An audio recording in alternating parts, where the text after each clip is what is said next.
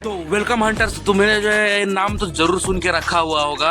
Hunter संग जिन वू। देखो अब ये वो नाम जो कि सोलो लेवलिंग के वर्ल्ड का सबसे वीकेस्ट हंटर था, और जैसे ही उसे सिस्टम की पावर मिलती है वो जो है वर्ल्ड का टॉप क्लास का हंटर बन जाता है, जो कि अपने यूनिवर्स का सबसे स्ट्रॉन्गेस्ट कैरेक्टर है।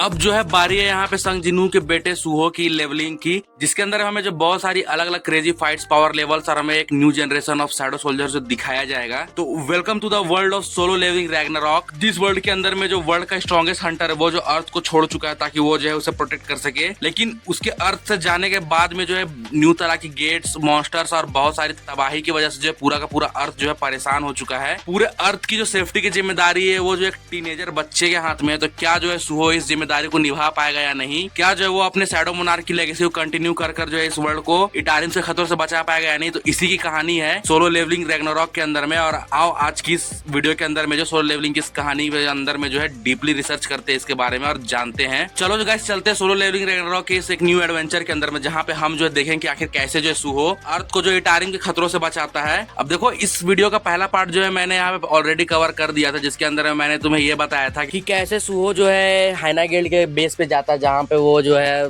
फैंग ऑफ मोनार्क के सक्सेसर को जो है बचाता है, और वहाँ पे एक बंदे से फाइट करता है जो कि हाइना था और उसका नाम ब्रोकी था, और वो जो है फैंग मोनार्क के सक्सेसर को नुकसान पहुंचा रहा होता है, और वो उसे फाइट करने के बाद उसे हरा देता है। फिर हमें ये पता चलता है कि वो ब्रोकी है, उसे जो है अपोसल्स जो है कंट्रोल कर रहे होते हैं, और इसके बाद फिर जो यहाँ पे उन्हें बचाने के बाद जो उसे वहां से ले जाता है, और फैंग मोनार्क सक्सेसर के साथ में अपना बॉन्ड स्किल बढ़ाने के बाद वो को एक न्यू टास्क मिलता है कि उसे जो है जितने भी मोनार्क्स उनके डिसेंडेंट्स के साथ में जो बॉन्डिंग स्किल को अपनी बनाना होता है कि वो जो पावरफुल बन सके, और इसी मिशन के साथ में जो है सुहो वापस से आ जाता है। अब देखो आज की वीडियो भी जो बिल्कुल यही शुरुआत होती है, जहाँ पे हम देखते हैं कि सुहो का जो इंस्ट्रक्टर होगा, जो तुम्हें याद होगा, जो कि उसके साथ में जो पिछले डंजन पे गया था, जो कि एक ई रैंक का हंटर है, वो सुहो से रिक्वेस्ट करता है कि वो जो है यहाँ पे एक कलेक्शन पार्टी का मेंबर बन जाए, क्योंकि उसने जिन बंदों के साथ कॉन्ट्रैक्ट किया था वो जो उसको धोखा देके चले गए। तो सुहो जो है उसकी मदद करके तैयार रहता ताकि वो लोग जो यहाँ पे उस रेड टीम को यहाँ पे सर्विस दे सके अपनी कलेक्शन की, और सुहो अपनी स्किल की मदद से यूज करते हुए जो उस कलेक्शन टीम को जो बहुत अच्छे से यहाँ पे काम कर रहा होता है। सुहो काम करने की स्पीड को देखकर जो है पूरी तरीके से शॉक्ड हो जाता है, और वो उसे हायर करने की पूरी कोशिश करता है, लेकिन सुहो यहाँ पे लास्ट में रिजेक्ट ही कर देता है उसे, और वो लोग उसे जो यहाँ पे मार्केट के रेट के हिसाब से डबल पे करने की कोशिश करते हैं, लेकिन सुहो जो पूरी तरीके से मना कर देता है। जैसे पूरी रेड टीम जो आगे डंजन के अंदर बढ़ती है, उन्हें जो है कुछ मिस बर्नर्स की लाश दिखाई देती है, और वो सभी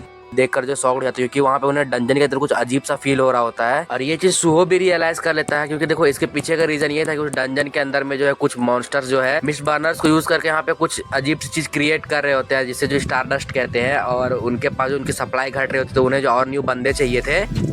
और जो अंदर के जो बंदे थे वो जो कुछ डीमंस थे, जिन्हें जो यहाँ पे कुछ बाहर के इंसानों की जो प्रेजेंस है वो महसूस हो जाती है, इसी वजह से वो जो बाहर जाते हैं उन इंसानों को हंट करने के लिए। दूसरी तरफ हम देखते हैं उस रेड टीम को जो कि यहाँ पे डिस्कस कर ही रही होती, तभी वो जो मॉन्स्टर है उनके पीछे से आता है और उनके एक बंदे को यहाँ पे डाउन कर देता है, जो कि उनका लीडर था, और उन 10 बंदों को देखकर जो है यहाँ पे वो मॉन्स्टर जो है स्टारडस्ट की गोली निकालता है, और वो जो उसे खा लेता है। और स्टारडस्ट देखो यहाँ पे जो एक ऐसी चीज है जिससे जो किसी भी लोअर रैंकिंग हंटर्स की जो पावर वो इंक्रीज होता है, इससे कोई साइड इफेक्ट भी नहीं होता है, ये वो जो एक मॉन्स्टर यूज करता है। अब इसकी वजह से जो सारे लोग उनके अंदर दहशत का माहौल बन जाता है, और वो मॉन्स्टर जो सभी लोगों को जो इजीली डिफीट करके जो सबको किडनैप करके ले जाता है। तभी हम देखते हैं कि सुहो एक नोटिफिकेशन आता है कि उसे जो है क्वेस्ट मिला, जिसके अंदर मुझे जो 7 लोगों को जो है बचाना है। जैसे ही सुहो को ये नोटिफिकेशन मिलता है, वो जो अपने साथ आए हुए उसी रैंक हंटर को जो वहां से दूर भेज देता है, और तुरंत जो है ग्रे को बुला करके अपने आप को ट्रांसफॉर्म कर लेता है अपने न्यू फॉर्म के अंदर में, और उन बंदों को बचाने के लिए जो रेडी हो जाता है। दूसरी तरफ वो जो डीमन जिसने जो है उन सभी हंटर्स पे हमला किया था, वो जो उसे अपने बेस में ले आता ताकि वो जो उन लोगों को यहाँ पे सेक्रीफाइस करके जो उनसे जो है कुछ काम करवा सके,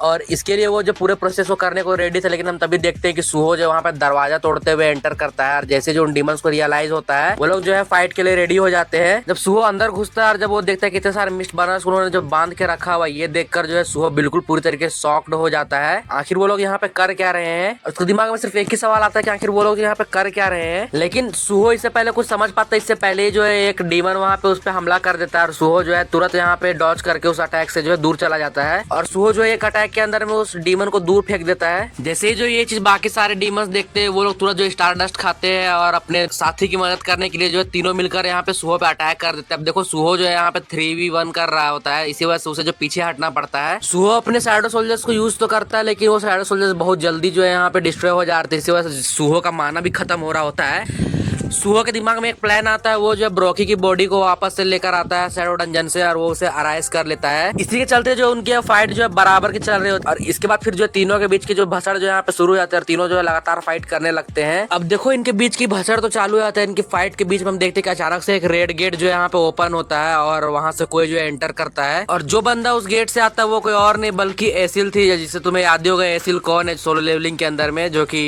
रेड रूक क्लैन से बिलोंग करती है और जहाँ पे जिन्हू ने जो उसकी फैमिली को यहाँ पे छोड़ दिया था डीमन कैसल के अंदर में। जैसे ही एसिल वहाँ पे एंट्री करती है वो यहाँ पे कुछ शैडो सोल्जर्स को देखती है, तो इसी वजह से वो जो उस फाइट में इंटरवीन करती है और सबसे पूछने लगती है कि आखिर जो है संग जिन्हू कहाँ पे है। सुहो को समझ में नहीं आता है कि कौन जो है उसके फादर के बारे में पूछ रहा होता है, लेकिन हम देखते हैं कि बेरू जब उसे पहचान लेता है वो उसे ग्रीट करता है। जैसे ही जो है एसिल जो बेरू को देखती है वो उसके पास जाती है और उसे बहुत हर सवाल करने लगती है, तो इसके चक्कर में बेरू जो है थोड़ा सा गुस्सा हो जाता है और वो उसे बोलता है कि वो अपना रियूनियन बाद में भी कर सकते हैं, सबसे पहले जो उसे वहाँ पे सामने के जो बंदे उसे हराना है तो वो उसे भेज देता है लड़ने के लिए। और ये सुनकर एसिल जब बुरी तरीके से यहाँ पे शॉक्ड हो जाती है। और दूसरी तरफ तुम्हें एक बार सुहो की शक्ल देखना, जरा उसे समझ में नहीं आ रहा था यहाँ पे हो क्या रहा है, लेकिन वो बस प्रिटेंड कर रहा था कि हाँ बस उसे कुछ समझ में आया तो आ रहा है। जब बेरू उसे उन तीनों से अकेले फाइट करने के लिए भेज देता तो सुहो उसे पूछता है क्या जो है वो उसे लड़ पाएगी या नहीं। तब बेरू बताता है कि एसिल जो है लो रैंकिंग डीमंस बहुत इजीली मार सकती है क्योंकि उसकी जो पावर है वो एक एस रैंक के हंटर के बराबर है। ये सुनकर जो सुहो बहुत एक्साइटेड हो जाता है उसकी फाइट देखने के लिए, लेकिन हम देखते हैं कि जैसे फाइट स्टार्ट होती है सामने वाले बंदे के एक पंच के अंदर में जो है एसिल दूर जाके गिरती है। अरे एक बार तुम बेरू और सुहो का रिएक्शन देखो जरा यहाँ पे। तोबा थारा मूड खराब कर दिया। देखो बेरू इस चक्कर में एसिल से पूछता है आखिर वो इतनी ज्यादा वीक कैसे बन गई, क्योंकि उसे जो है उससे बहुत कम माना यहाँ पे सेंस हो रहा होता है। और फिर एसिल हमें अपनी कहानी बताती है कि जब जो जिन्हू ने यहाँ पे डीमन कैसल को यहाँ पे पूरी तरीके से क्लियर करना, उसने जो रेड रूक क्लैन को यहाँ पे डीमन कैसल की जिम्मेदारी सौंप दी थी, फिर वो वहाँ चला गया। लेकिन जो है अभी कुछ समय पहले ही जो है सारे बाकी के लोअर रैंकिंग डीमन से मिलकर जो है रेड रूक क्लैन के अगेंस्ट में जो विद्रोह कर दिया और उसी विद्रोह के चक्कर में जो है उनका पूरा क्लैन जो यहाँ पे डिस्ट्रॉय हुआ। क्योंकि देखो जिन्हू जो उन्हें बचाने के लिए वहाँ पे था नहीं, वो वहाँ से दूर था, इसी वजह से जो सारे लोग मिलकर जो है एसिल के क्लैन पर पूरी तरीके से चढ़ जाते हैं और उनके सारे फैमिली मेंबर्स को जो है मार देते हैं। लेकिन एसिल किसी तरीके से जो है बच के निकल तो जाती है, लेकिन उसका जो बहुत अमाउंट ऑफ यहाँ पे ब्लड जो वो सारे मॉन्स्टर जो पी लेते हैं, जिसकी वजह से एसिल की पावर जो बहुत ज्यादा कम हो जाती है। ये बात जैसे ही सुहो यहाँ पे सुनता है उसके दिमाग में सिर्फ एक ही बात चल रहा था कि उसे जो दो ऐसे लोगों को यहाँ पे झेलना है जिसके पास जो उनकी पावर्स बिल्कुल भी नहीं है। अब देखो इस भसड़ के बीच में जो है वो तीनों डीमंस मिलकर जो है सुहो और बाकी सारे लोग घेरने का प्लान बना रहे होते हैं, लेकिन हम देखते हैं कि बेरू अपने एक एबिलिटी का यूज करता है जिसकी मदद से जो है एसिल जो है रेज मोड में चली जाती है और वो जो है पूरे गुस्से में जो बाकी लोगों पर जो अटैक कर देती है। लेकिन कुछ ही अटैक के बाद जो है एसिल नीचे गिर जाती है क्योंकि उसकी एनर्जी पूरी तरीके से ड्रेन हो जाती है उस स्किल की वजह से। और फिर यहाँ पे हम देखते हैं कि सुहो को जो है ब्रोकी और बाकी सारे लोगों के साथ फाइट करना पड़ता है, जहाँ पे ब्रोकी जो एक बंदे को संभालता है और फिर सुहो जो एक एक करके उन सभी बंदों को यहाँ पे हराने की कोशिश करता ताकि वो जो है उनसे 1v1 फाइट कर सके। लेकिन एसिल के इस डिस्ट्रैक्शन की वजह से सुहो जो है एक बंदे को यहाँ पे डाउन कर देता है, फिर वो दूसरे की तरफ बढ़ता है और उस डीमन को भी जो यहाँ पे वो निपटा देता है। और लास्ट के अंदर में जो बंदा बचा हुआ था वो जो है यहाँ पे एसिल पे अटैक करने की कोशिश करता है कि वो जो डिवावर करके उसकी पावर्स को यहाँ पे कंज्यूम कर सके, लेकिन सुहो जो है उसे यहाँ पे बीच में ही रोक लेता है और फिर वो उस पर अटैक करके उसे जो है खत्म कर देता है। जब सारा मामला शांत हो जाता है हम देखते हैं कि एसिल जब बेरू सवाल करती है कि आखिर ये कौन है जो कि जिन्हों की तरह जो सेम शैडो मोनार्क की पावर को यूज कर पा रहा है, तो बेरू यहाँ पे एक्सप्लेन करता है उसको। तो जैसे जो एसिल को रियलाइज होता है कि बेरू जो है जिन्हू का सन है, वो जो बहुत ज्यादा इमोशनल हो जाती है और फिर उसे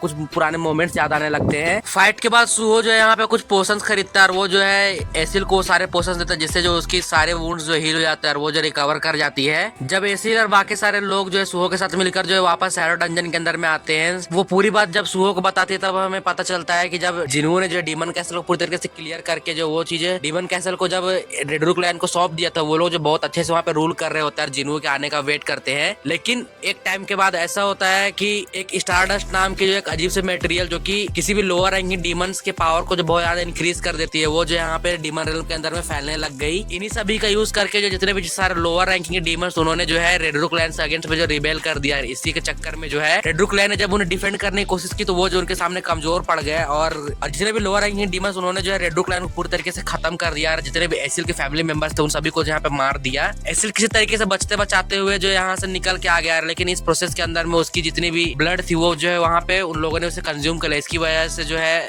एसिल की पावर बहुत ज्यादा कमजोर हो गई है अभी। और जैसे जो सुहो ये सुनता है वो उसे यहाँ पे थोड़ा सा कंफर्ट करने की कोशिश करता है और वो जो उसे कुछ बातें कहते हैं जिसकी वजह से एसिल थोड़ा सा यहाँ पे रिलैक्स महसूस करती है और बहुत ज्यादा इमोशनल भी हो जाती है इसकी वजह से। फिर हम देखते हैं कि सुहो के सिस्टम में एक नोटिफिकेशन आता है कि एसिल ने जो अपना ग्रेटिट्यूड सुहो के अगेंस्ट में जो है यहाँ पे शो किया है और वो जो है मोनार्क ऑफ व्हाइट फ्लेम की डिसेंडेंट है। जैसे जो सुहो ये सुनता है बहुत ज्यादा शॉक्ड हो जाता है। फिर सुहो जो है कि सिस्टम में ये नोटिफिकेशन भी आता है कि क्या जो है वो एसिल को अपने अलाय के रूप में जो यहाँ पे एक्सेप्ट करता है, जिस पर जो है एसिल यहाँ पे यस कर दे, जिसकी वजह से जो है एसिल की बॉन्डिंग स्किल भी जो है सुहो के पास आती है और उसे जो एक न्यू पावर्स मिलती है। एसिल की जो पावर अप वो ज्यादा कमजोर थी कि यहाँ पे सुहो को जो उसे चार्ज करना पड़ता है और उसके बाद पता चलता है कि एसिल की पावर पूरी तरीके से यहाँ पे कंप्लीट रिस्टोर नहीं, इसी वजह से जो है उनका अटैक भी बहुत ज्यादा कमजोर है। और ऐसे ही जो वो लोग अपनी न्यू स्किल्स को टेस्ट करते हैं। इसके बाद फिर हम देखते हैं कि बेरू ने जो उन तीनों डीमंस की बॉडी को खाने के बाद कुछ इन्फॉर्मेशन जो है इटारिम्स अगेंस्ट में यहाँ पे कलेक्ट की थी और वो चीजें यहाँ पे बेरू जो बताता है। और फिर हमें ये पता चलता है बेरू के अकॉर्डिंग की जो मिस्ट बर्नर्स वो किसी दूसरे यूनिवर्स से जो है यहाँ पे आए हुए हैं, यानी कि वो अपोस्टल्स के थ्रू लाए गए हैं और उनका यूज करके जो है ये लोग यहाँ पे स्टारडस्ट नाम की एक अजीब सी केमिकल को बना रहे हैं, जिसकी मदद से जितने भी लोअर रैंकिंग हंटर्स है उनकी जो माना है उससे बहुत एम्पलीफाई किया जाता है। लेकिन इसका इस्तेमाल जो हायर रैंकिंग के बंदों पे जो नहीं होता है क्योंकि उन पर उनका कोई असर नहीं होता है। और ये चीजें सिर्फ डीमन रेल्म के अंदर में नहीं बल्कि जो ह्यूमन वर्ल्ड के अंदर में भी ये चीजें फैल चुकी है और ह्यूमन वर्ल्ड के अंदर में कुछ ऐसी फैक्ट्रीज है जहाँ पे स्टारडस्ट को बनाया जाता है और हैना गिल्ड के बंदों की मदद से जो ये लोग यहाँ पे किडनैप करते थे कुछ बंदों को और उन्हें लाकर जो यहाँ पर मिस्ट बर्नर्स में कन्वर्ट कर देते थे, जिससे कि वो लोग स्टारडस्ट को यहाँ पे क्रिएट कर सके। और इन सबको क्रिएट करने के लिए जो है एक बंदा जो कि अर्थ का था वो जो अपोस्टल्स की मदद कर रहा होता है और वो कोई और नहीं बल्कि रीपर गिल्ड का वाइस चेयरमैन जो कि था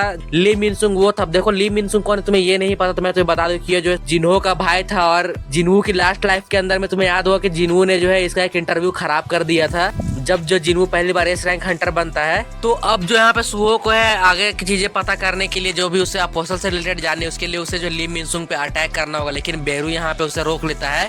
क्योंकि ली मिनसुंग जो है सुहो से कहीं ज्यादा पावरफुल था और वो एक ए रैंक का हंटर था। इसी वजह से जो है यहाँ पे बेरू उसे कहते हैं कि उससे पहले लेवल अप करना होगा ताकि वो जो ली मिनसुंग से यहाँ पे पहले भिड़ सके। तो गाइस तुम्हें क्या लगता है यहाँ पे सुहो का अगला स्टेप जो है क्या होने वाला है, वो कैसे जो ली मिनसुंग से जो है इटारिम्स और अपोस्टल्स के बारे में यहाँ पे इन्फॉर्मेशन लेने वाला है अपने